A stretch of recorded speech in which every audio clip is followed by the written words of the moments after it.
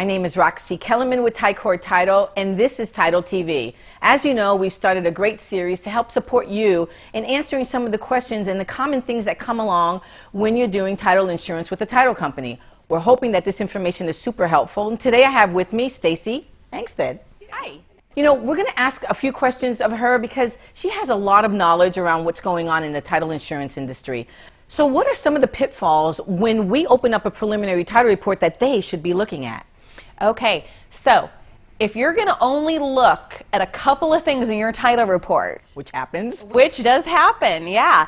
First thing you want to do is you want to look at the vesting. Have you signed a listing agreement with the person that title is saying is the owner? I am always surprised at how often those two don't match. Yes. My agent has met with Sue Smith and Joe Smith.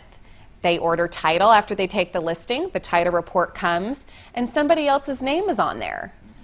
And then that all of a sudden means that the agent doesn't have a valid listing agreement, or that means that there's something that has gone wrong with the documentation. Okay. So look at the vesting. Vesting is key. It's the most important thing that you can look at, okay? Mm-hmm.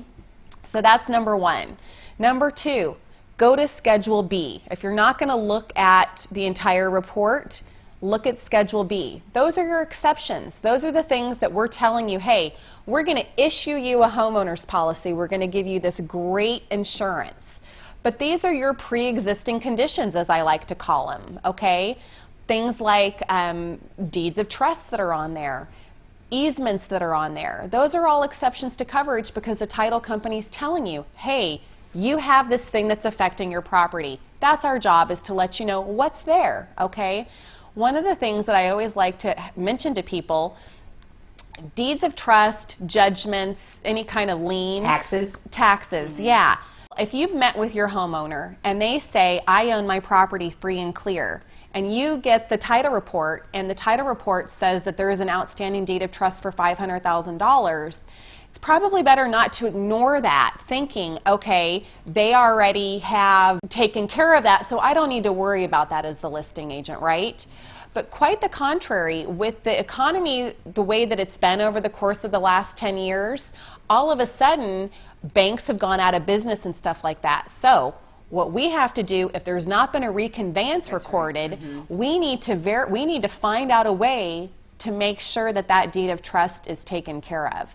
That can be a little time consuming. We're very good at digging through paperwork and verifying that to help out the customer, but it sometimes can take a little bit of time. So have communication with your homeowners. Make sure that what they say is going on with the property is actually what you're seeing on the title report.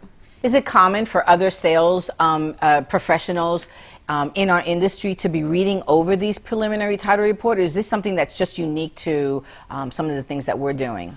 You know, I can't answer that. I don't know what other people are doing, but I can tell you we are very, very vigilant about looking at people's title reports. Great, good. Well, thanks for joining us. We'll see you next week.